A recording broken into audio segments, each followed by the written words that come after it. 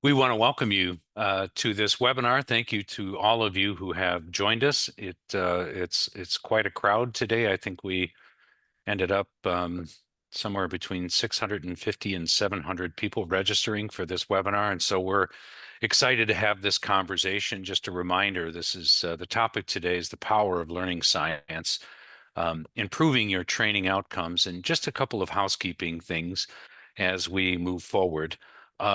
We intend this to be a conversation. Many of you have been on webinars before with Ingenuity, and you know that we'll do our very best to answer questions or respond to comments in the chat as we go. So as you have thoughts, please share them. If you have questions, please raise them. And we hope that this will be an informative session for you and for us. I'm sure Miriam will confirm this. Miriam and I have done many webinars together, and we often learn a great deal from the participants in them. Just a little bit about Ingenuity, and then we'll dive into introductions and topics. Ingenuity at its core does three things. The first is custom learning design, and so we work with our typical client is a Fortune 1000 client that has significant learning needs. We do everything from consulting work, curriculum mapping, strategy sessions, long-term planning, gap analysis, all sorts of things like that, to the design and development of learning assets. And then we do, as you'll see in the bottom left circle there, the translation and localization. We have been involved in that for many years. We have translated in the last 10 years north of 1 billion words and north of 10,000 e-learning modules. And we work in up to 200 languages. And so that is often connected to the work that we do in custom learning design. And then the third service that we offer is staff augmentation. And this is when somebody says, look, we're going to do this project, we're going to do it internally, but we need an extra instructional designer or graphic designer. We need somebody to help us with video or perhaps project management. And those are our services. We'll send you some additional material on them, but I want to get into just the people on the panel, the people whose faces that you see. My name is Jerry Zanstra. I am the Senior Director of Learning and Development at Ingenuity and have been in some form of adult learning and training for more than 30 years. So this has been a huge part of my life. And Lana, if you would just tell us a little bit about yourself. Sure. Hi, I'm Lana Jobson, and I'm a project lead instructional designer at Ingenuity. And I too have been in the business of helping people learn for a very long time, both here and in Ukraine when I lived there. And for nearly 10 years, I've had the privilege of working alongside Miriam and Jeriam, and I count that a true privilege. All right, and Miriam. Hi, I'm Miriam Taylor. I'm the Client Success Manager at Ingenuity, and it is my privilege really to sit in between the learning team and our clients. A lot of times I will help craft a solution, brainstorm, provide some consulting services to help our clients figure out what they really need. And then I work with Lana and lots of members of our learning team as well to make sure that things go smoothly and that they understand the requirements of the project, and just so we give our clients the best project learning experience, whatever that might be. Thanks, Miriam, and thanks, Lana, for joining me today.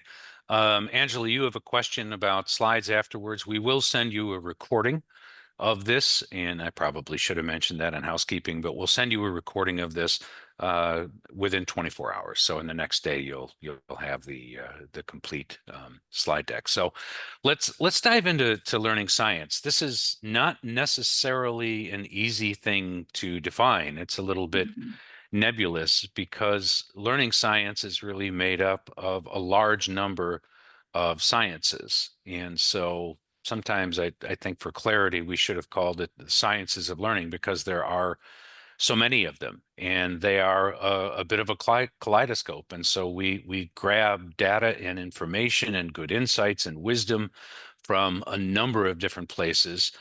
from certainly instructional design and technology and culture, education, sociology, cognitive science, psychology, and I think we could probably add 20 more to this because I think part of this has to do with the nature of the human person. I can tell you from knowing Miriam and Lana for a long time, we all believe the same thing, and that is that human beings are wired to learn. In other words, we are always learning, and which is wonderful news, right? For people in the L&D space, we are hardwired to find knowledge, to synthesize knowledge, to understand who we are and what we do and where we are in the world and where we are in our lives. Everybody's always learning. The challenge for us as L&D professionals, of course, is are we learning the right things? And do we have we learned all the things that we need to know? Do we Um, remember them?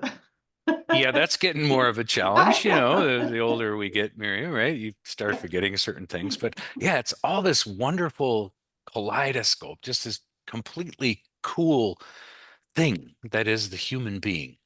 And it's wonderful to be involved in this. And those of you in this industry, which I would imagine is most of you, what an honor to help people learn and develop. But what we're going to look at today is how specific sciences can help us understand our learners and then design learning experiences and develop learning experiences that are right to them. So we're not going to cover, you know, we could cover 30 topics here, but we're going to cover what we consider to be some of the essentials. And those essentials are the learning science of cognition, the learning science of psychology, and then sociology, and then something of linguistics, which is fascinating.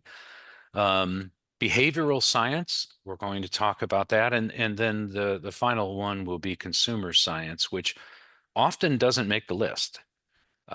But we've added it because we believe it is one of the essentials. So let's dive right in, and all of them are complex. There's a sense that science is always moving and science is always learning.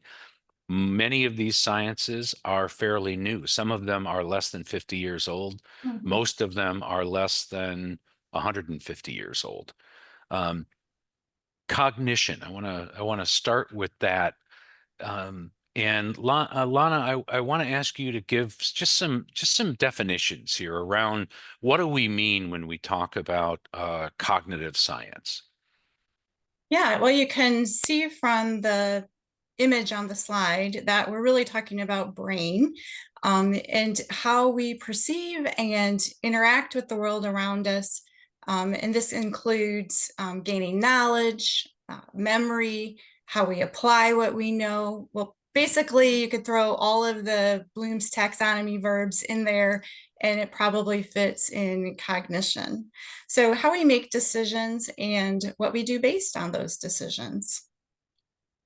Yeah, and retention is a significant part. I mean, one of the challenges that we're all facing in learning, training, and development is just the sheer amount of data that comes at us. And, you know, all of us are aware of this with cell phones and laptops and you know, electronic devices. But, you know, news, music, movies, television. Does anyone actually watch television anymore? Maybe. But just all of the places. I'm fascinated when I watch the news because you have, you know, the often two people talking. Unfortunately, they're often arguing with each other. On one side of the screen, there's information running. On the left side of the screen, there's information running. And then there's an information bar at the bottom that's running three or four things at a time. And it's an enormous amount of information coming at people all at the same time. So, Lana, what are some of the challenges in our you know interconnected world? Do we have cognitive overload? I was just going to say that's exactly what you're describing, Jerry, is cognitive overload. And yeah, I think that one way to combat that is so often I see clients that want to have like a one and done is what we call it. And really the name of the game is not just engagement, it's re-engagement, where we're not just trying to captivate our audience for a 10-minute module and then shipping them out the door. It's trying to figure out, what do our learners already know about this topic, and make some connections with that. And then, entice them into this learning opportunity, maybe send an animation as an introduction, and then let them take the e-learning and then re-engage later with a coach checklist. Or it's just, we need to sustain the engagement so that it starts to get hardwired into our brains, and those pathways become firm and solid, and we can actually see some of the gains that we are after. I think one of the things that happens in cognition is the more information that comes at us, the steeper the what we call the forgetting curve. Just certain things have to be processed out. And the more that's being thrown at you, the more you are just releasing into the, into the ether, the things that you've received. And the idea that I think sometimes non-learning people will say, well, we taught everybody that. We gave them this, as you describe it, the 10 to 15 module. Everybody took it, right? And 80% of them passed that 80% knowledge check. Doesn't seem like anybody's doing anything. Doesn't seem like any behavior has changed. And that may be because we've thrown information at them in the middle of cognitive overload. We haven't reinforced it at all. Let's move on to some practical questions, one of which you've already addressed. How are you connecting to what people already know? And I think, Lana, what you're saying there is, if you talk about those neural pathways that are being formed, right, and are becoming hardwired, if you can tap into that and add a piece of information onto it, it's much easier than to cognitively process than if it's something that they're seeing or hearing for the very first time. Absolutely. We want to make those connections. I'm sorry, Miriam, I might have interrupted you, but no, not at all. Actually, what Jerry just said sparked something that you talk about a lot, Lana, which is, if we talk about all the science of the brain, which we're barely scratching the surface here, but with the role of distraction too, like we might input something new and it would be hardwired, but then we face a distraction, that cognitive overload, and it literally in our brain snaps that. Like it doesn't snap the neuron, but the way that there's a big interruption between where we're inputting and then storing it appropriately. There's an interruption, and now we don't have that stored anymore. So anyway, I apologize. Continue on, but it sparked a thought about like the role of distraction. And we have so many distractions, and so that as people in the learning industry, that's something that we have to take into consideration. And I'm sure we've all experienced where we've gone to a conference and there's so much amazing information thrown at us, and yet what we walk away with that we are still remembering 6 months later might be one or two things. So that cognitive overload is certainly real. It's a real challenge. And so allowing a learner time to reflect, time to re-engage, maybe in a different setting. Maybe we have a lunch and learn where we're discussing, or make it a point in your next one-on-one to bring up whatever the main topic is. But it all has to be should be intentional, because otherwise it can just fall through the cracks. But that time to reflect and to make the connections with what you've already learned, and to evaluate and try to figure out what your new pathway as far as action is and application is forward. Those are all very critical. Yeah, I don't think many of us excel at that slowing down and reflecting. That almost has to be a bit of a forced activity, or at least creating some space for it. It's not something that comes naturally to many people. And so, giving them the space and the opportunity to do that is pretty essential.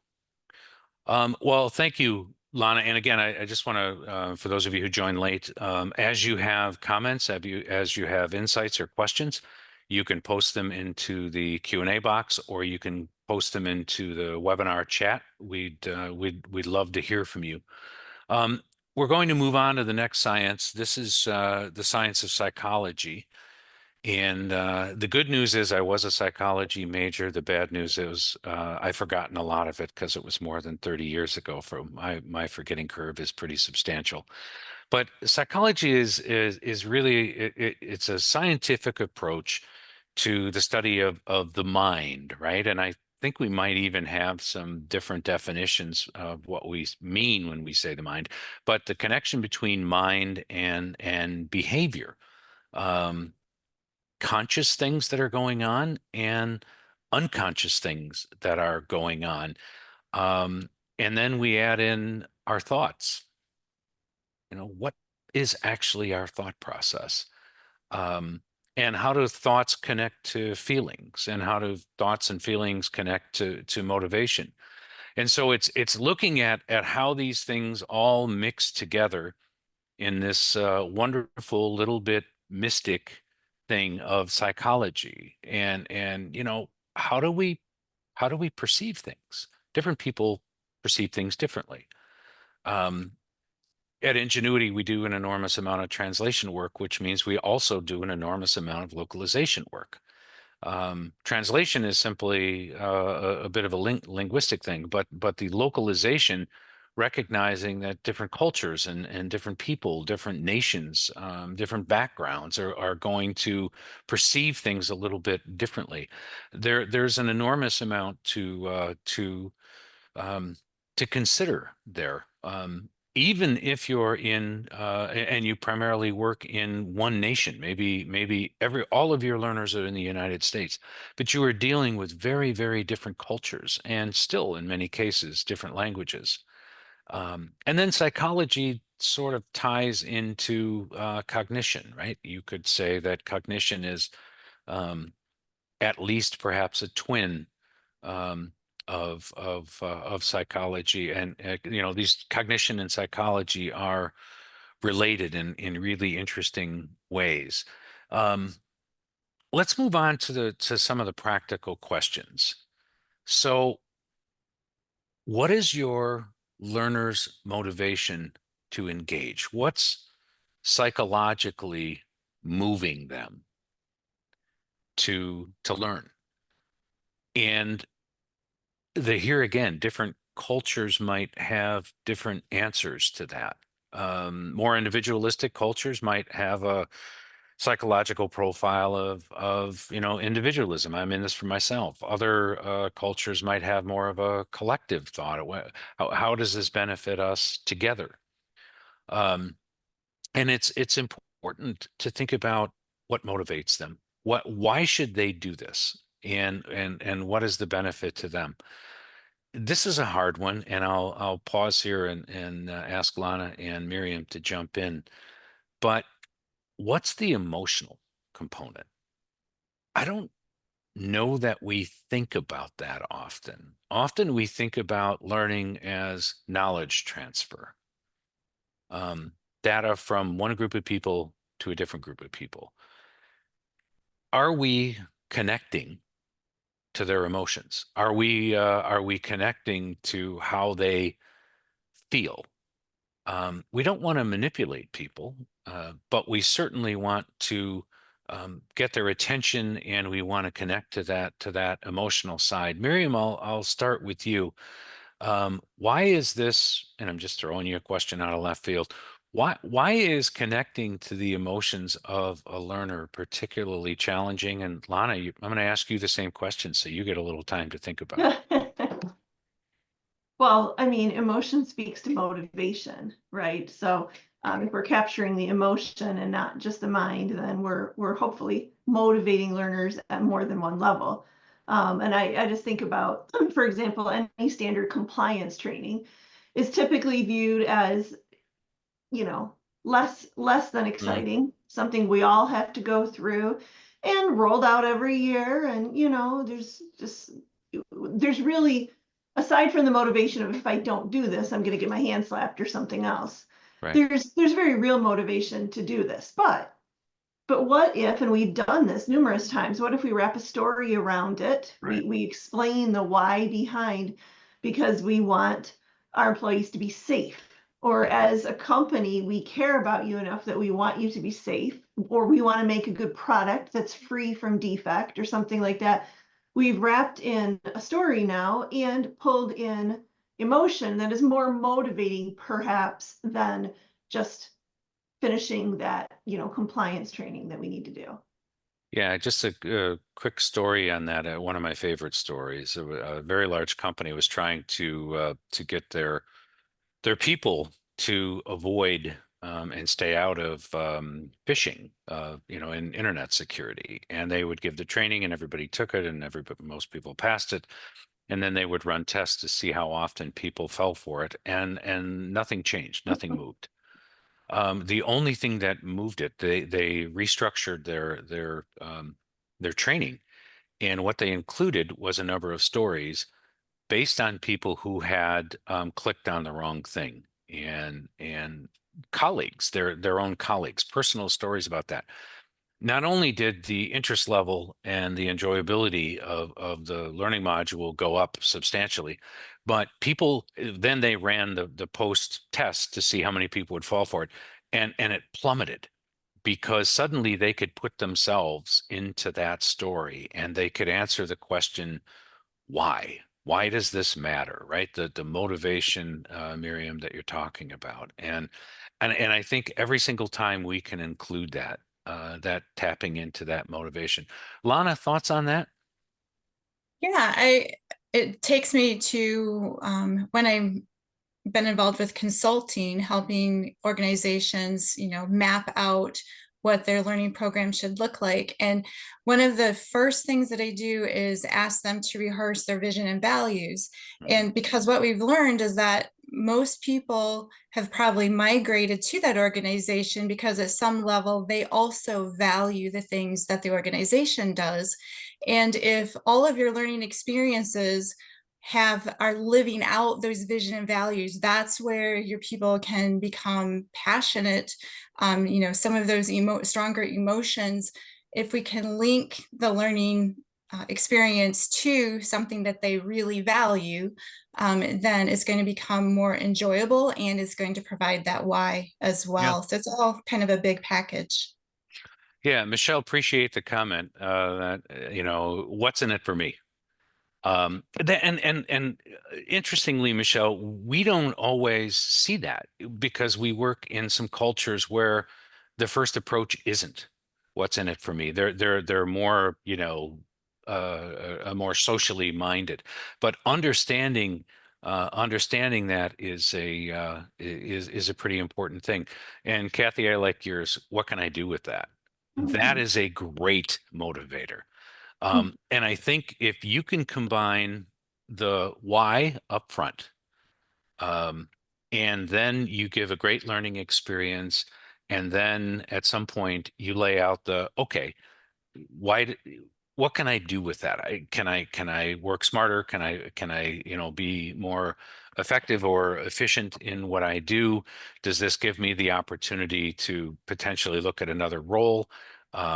Those, yeah, great things. Yeah, Shraddha, same thing, right? Your peers and your colleagues, those stories matter so much.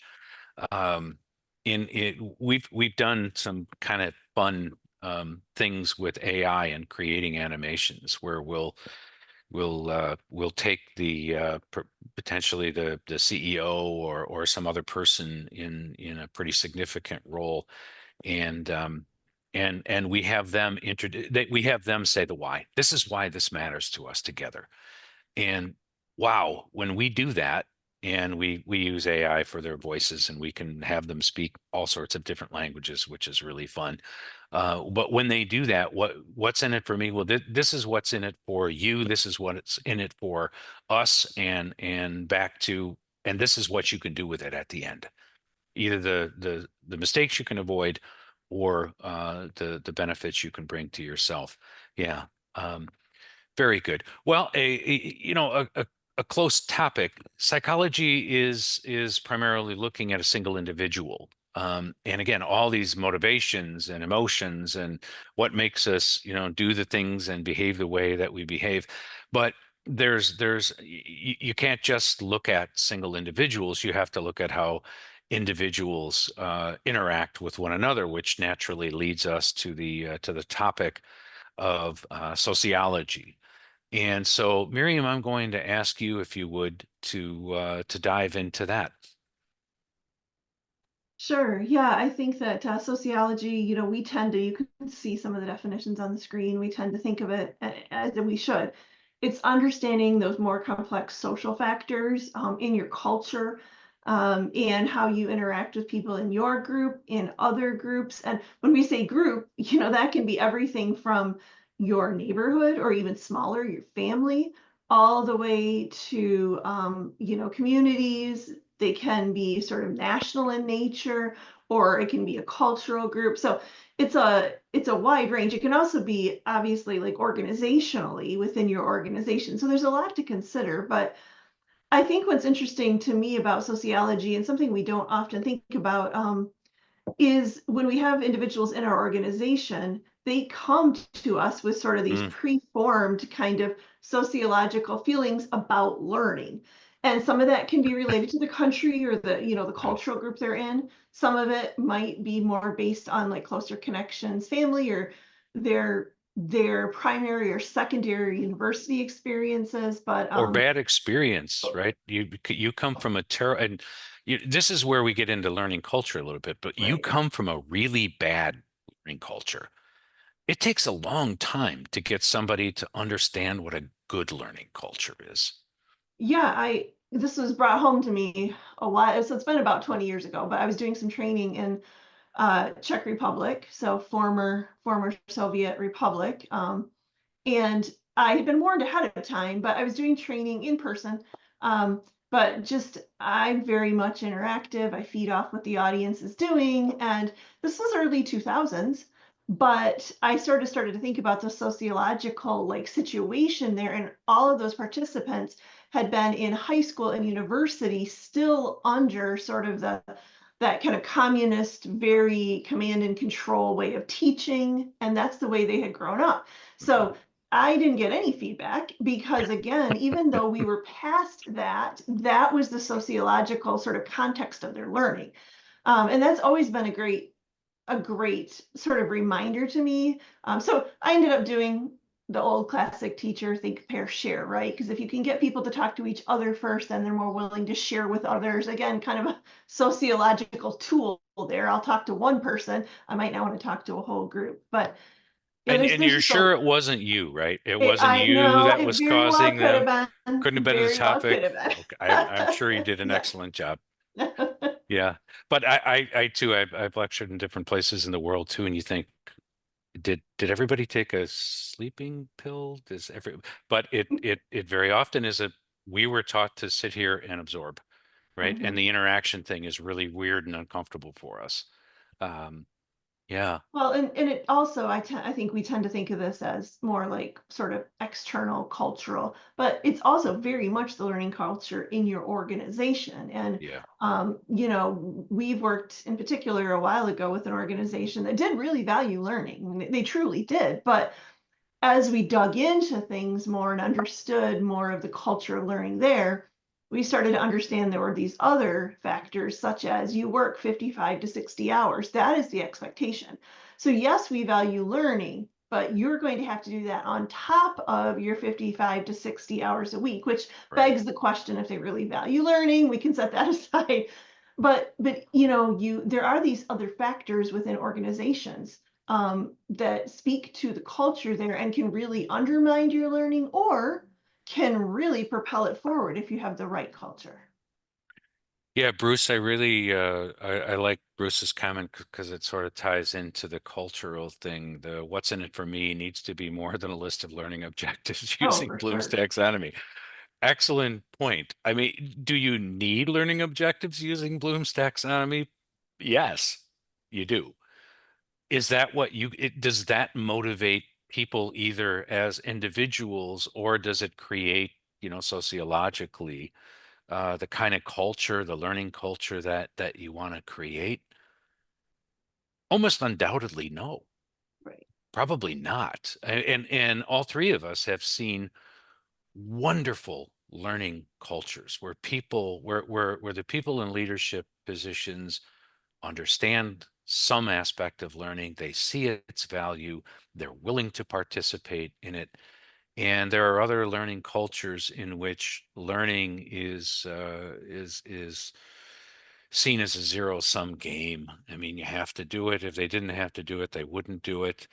Um, and those you can have great experiences. You can build great experiences, learning experiences in a bad culture, and very little's going to happen. Um, we've also seen where there's a great learning culture. The Mhm. learning experience might be a solid C plus, Mhm. but because they live in an ecosystem or a sociological ecosystem where where learning is valued and is valued at every level, they will still learn. And so sometimes the sociological component is more important than the individual thing. And let's be honest, most of us are simply building the next learning experience in the list, right? We're working our way down a spreadsheet, and this is next. And we aren't drawing the camera lens back to think that much about the overall experience of learning, the overall culture. And so, I'm pretty sure, Lana, you'd agree with me, and Miriam, I think you would too, that it's important to take a step back every single time you build a learning experience, whether it's ILT or VILT or e-learning or whatever it is. How is this contributing to the learning culture, or potentially detracting from it? If you look at, Miriam, you mentioned compliance. If you look at compliance as throwaway courses, um, just click through that. They're not interesting. They're not engaging. You're just going to throw them off. You're doing your learners a disservice. You're also doing your learning culture a disservice. Yeah, we definitely have to share the gains that we have. I mean, we talked about the emotional component of stories, and obviously sociology is communicating between the group, whether it's nonverbal or otherwise. But we're missing out if we're not sharing the wins, Mhm. talking about in with other people what we're learning. That's going to cement. That's back to the cognitive science. So these are all related. But yeah, it's just the group learning, the group conversations, even at the water cooler, where we can have a learning culture where people are excited about what they're learning and seeing application, and then we're sharing those stories. How important to the psychological motivation, sociological components of learning, how important is it for people to see a path? So it's not just learning experience, learning experience disconnected from anything else, learning experience disconnected from any. How important is it to building a learning culture to see that you're going somewhere, right? There's a destination rather than a bunch of individual things that are sort of unrelated to one another. Miriam, Yeah. Now you're I'll dipping throw in. that to Now you. you're dipping in. I'm sorry. I was Oh, just gonna go say ahead. now you're dipping into game theory because you picture that game board, and that just the fact that there is a board motivates us. But go ahead, Miriam. No, no. I mean, it's really, I was just going to say it's everything. I Yeah, mean, that's the whole point. You have to, it speaks to what's in it for me. I can see sometimes it's upskilling, sometimes it's a new role, or sometimes it's something totally different. Sometimes it's yeah. just an opportunity to interact with my colleagues in a different way. Sometimes it's safety, but it really is everything. And I would say demographically, just my experience in both hiring and talking to lots of people who are hiring, younger generations that are coming into organizations, that is a huge thing for them. They are looking for opportunities to learn and grow, and will in fact go elsewhere quickly if they don't sense those opportunities. And there's other things there besides just what your organization can offer learning wise, but it's a huge deal to be able to see some sort of path for improvement in whatever way we perceive we need that improvement. Yeah, Michelle points out, and I think, Michelle, what you mean by this is that's what you call these. You have you say, that's why we say journeys. I don't know if you describe every course that you create as a journey, but I think what you mean by that is journey connotes a beginning, a process, and an end. That there's movement, that something good is happening, and what you're learning is contributing to that. And so all of this, yeah, okay, exactly, beginning to end. Yeah, movement, progression. Progression is maybe even a better word. The idea that you're going you're going somewhere, rather than I'm just stuck in this loop and they keep throwing stuff at me and I take it and I pass it and I move on. Yeah, hugely important. Um, well, good. Thanks for your comments, Michelle. Um, let's move on to linguistics, which we can think of in several different ways. The Because of what Ingenuity does, I hear the word linguistics, I'm immediately thinking translation localization. But and we'll talk about that. But there's something that comes before that, Lana, and I'd like you to address that if you would.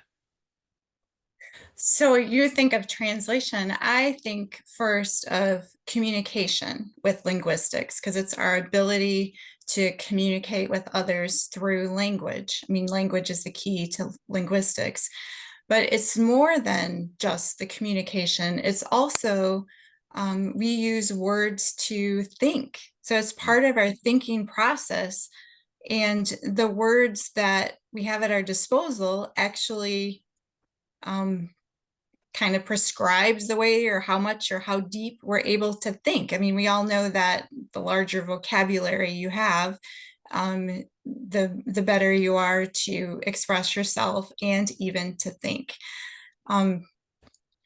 Yeah, linguistics is interesting when you think, for example, of people groups.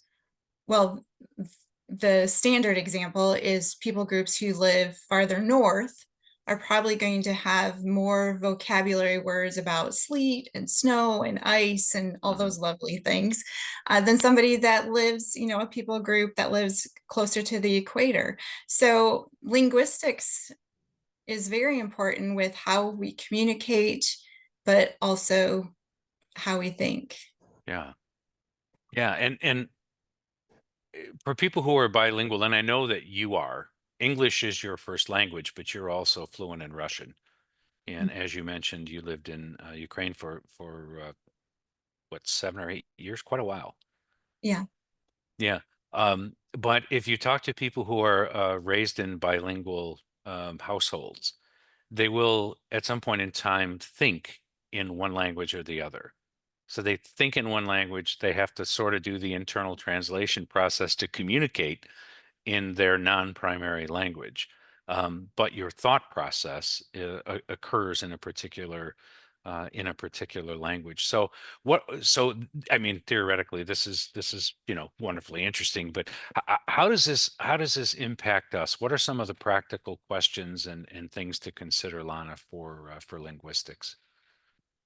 Well, it's interesting because most of the instructional designers that I run across, they're more word people. And what do I mean by that? They just like, myself included, just like the sound of words, like words.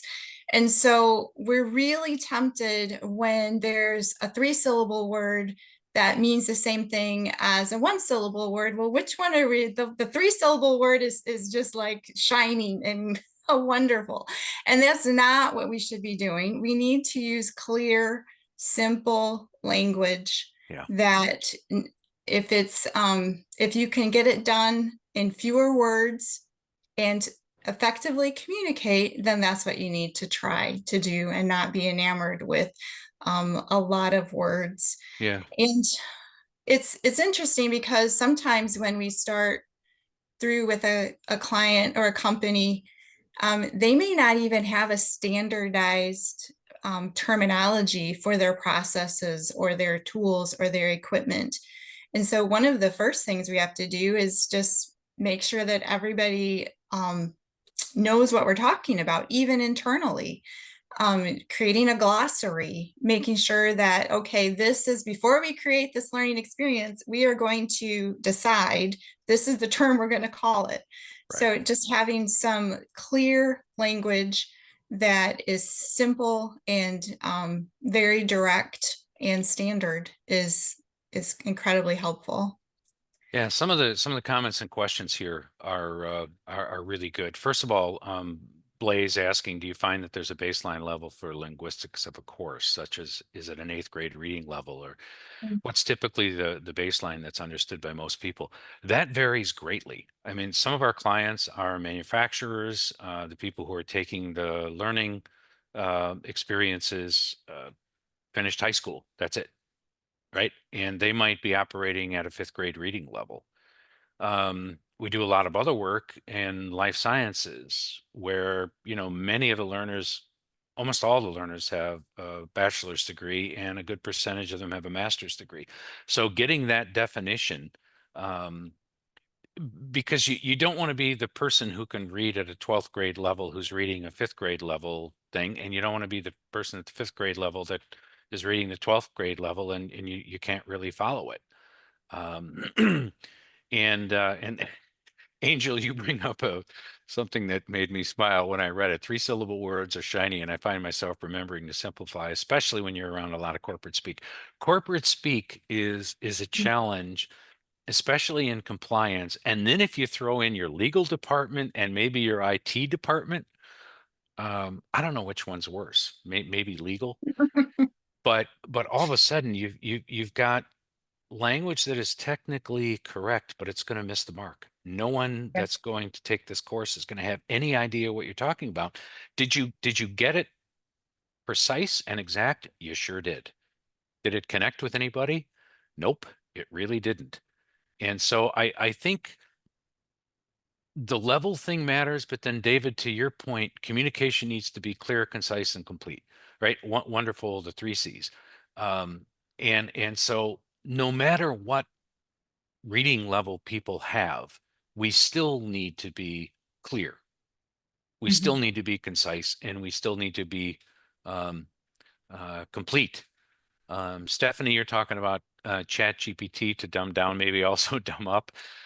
Yeah, I mean, AI is wonderful, just wonderful for giving you some opportunity to meet your learners where they are, but it means that you understand where your learners are, and that takes some work. Um, and so, understanding your learners deeply, absolutely. Yeah. And Angela, yeah, essential for accessibility and yeah, Mm. yeah, that's really good. Um, and then also how we explain the design process to client. We avoid blooms or stages of ID models. We need to use language that people understand. Yeah, the learners don't care about blooms. They don't, right? They really don't. They don't care about stages. They don't care if you're using the ADDIE model. They want to know, as we've spoken in the cognitive stuff, is it going to connect to what they already know? Psychologically, is it going to connect to their motivation? Sociologically, is it going to be part of a good? Nobody cares that you have a really good Bloom's taxonomy laid out, or the ADDIE model, or whatever model you happen to use. Nobody cares about that. It's really about the opportunity to grow and learn and develop. I would say one thing that I always loved that Lana did is we met with different either internal stakeholders or our clients. You get to as you're scoping a project as instructional designers, we like to say things like, well, what would the methods of assessment be? How are we going to evaluate this? And we just always get these blank looks because again, and this is aside from linguistics, but a thing again that is just a little tip, like, because that's not the world they live in. But Lana always says, well, what does success look like to you? Yeah. What would it look like if all your learners were successful? All of a sudden, it's like, oh, well, they could do this. They would know that. They could, again, just a tweak of communication there and the words that we're using. But again, maybe aside from linguistics, but just sometimes we tend to live in our own sort of learning and development world. Well, and in fairness to learning and development people, I mean, we inevitably, when we have a new client, we'll say to them, when do you need this? And the answer is always yesterday. Yeah, always. Yeah. Right. And that's the world that all of us live in. And so there's an enormous amount of pressure to produce quickly, but not produce excellently. They just to stop and say, let's do a little strategic thinking. It's one of the fun things we get to do, because many of the services that we get to provide are consulting services where we actually help people slow down and think strategically about where they're going, where they get to go. And this is that's really a good opportunity. Steve, you've got, as a learning professional who is specialized in risk and regulatory learning in multiple complex, highly regulated industries. Thanks for the good discussion. You got a pretty good challenge on your hand there, Steve. With regulations, and again, when you're dealing with risk assessment people and corporate attorneys and so on, it is not easy. Michelle, God forbid that we can take a step back. Yeah, I've been creating too many MVPs, minimally viable products, and yeah, Michelle, I'm going to tell you something you already know. That just sinks your learning culture. Your learners might not be able to say why, but they know it when they see it.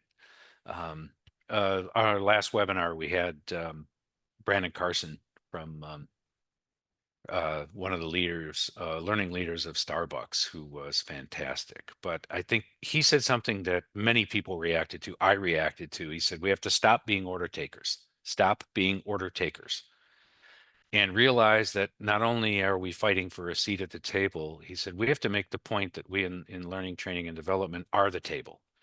We are where reskilling comes from. We are where upskilling comes from. We are where onboarding and retention rates come from.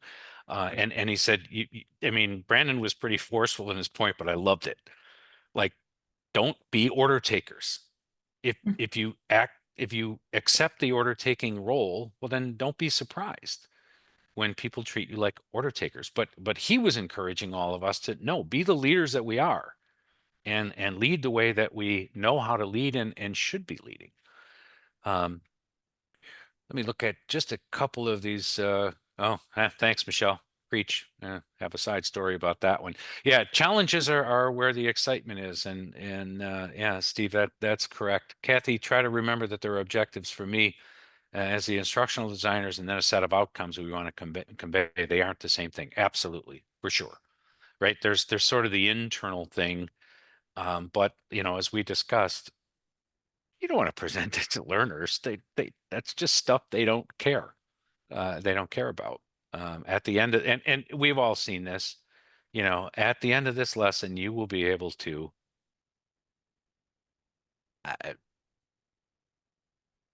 Why do I care if I'm able to do those things? Does it matter to me? Yeah.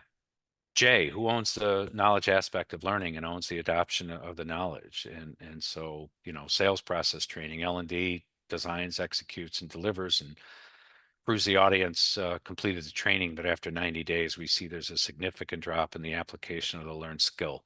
That's sort of back to that reinforce. In 90 days, Jay, you'd be horrified if you knew the percentage of information knowledge that's lost at 10 days, 15 days, 30 days, to say nothing of 90 days. If something isn't immediately put into practice, or they don't have the opportunity to practice it. So one of the fun things that's coming along with AI, giving people the opportunity to practice, especially in training salespeople.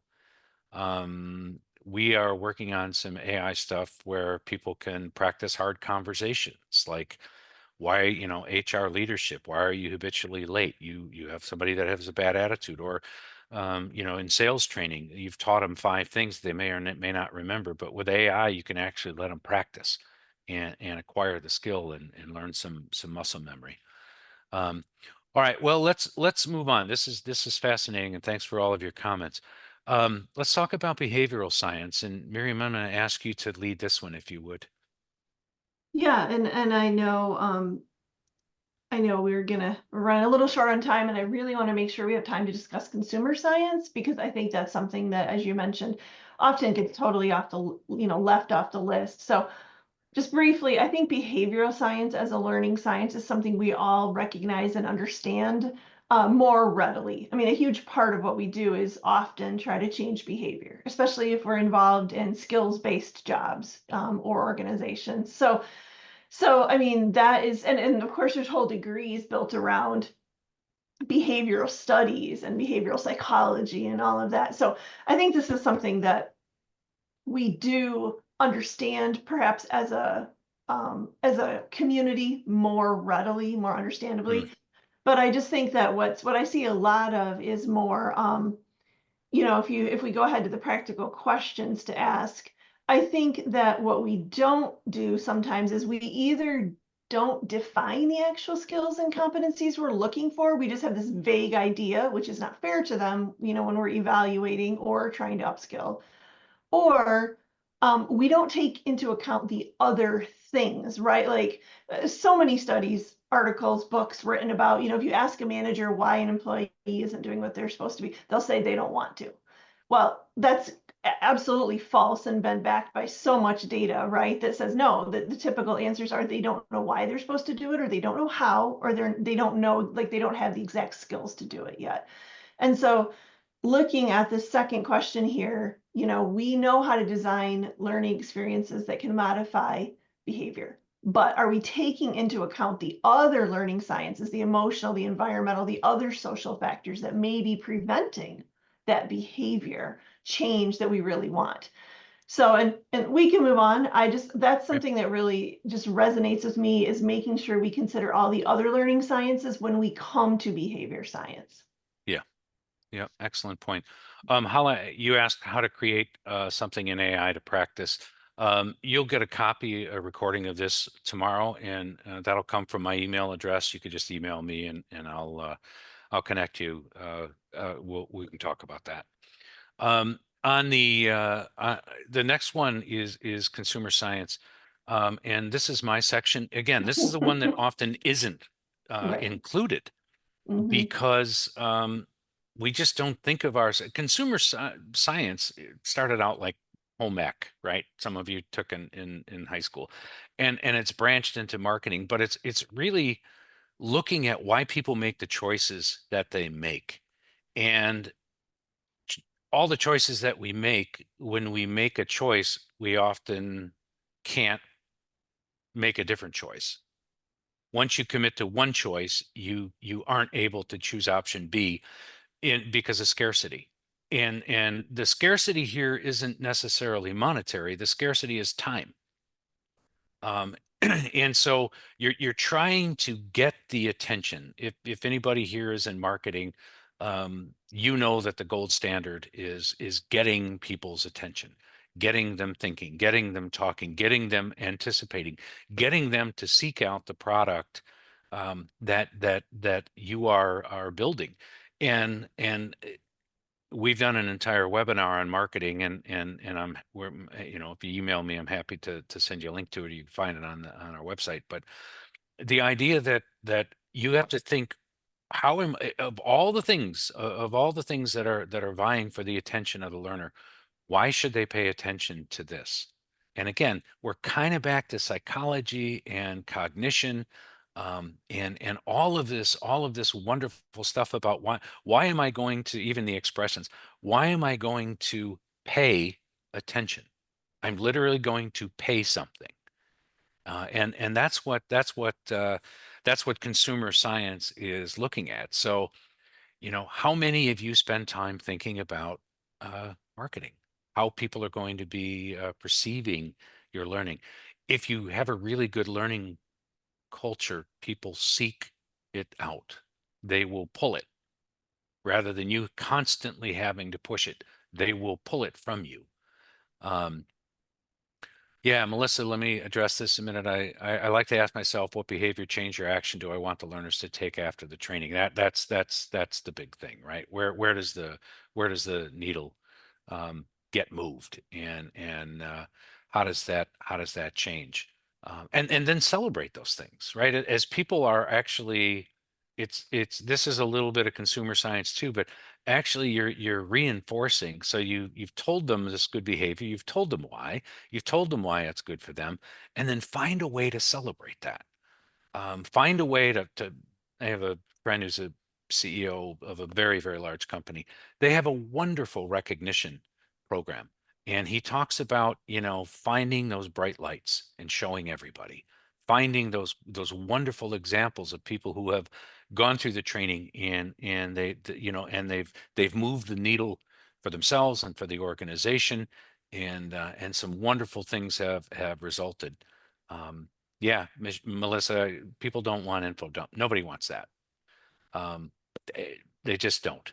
So yeah, practical questions. Um, how are you designing to capture attention? And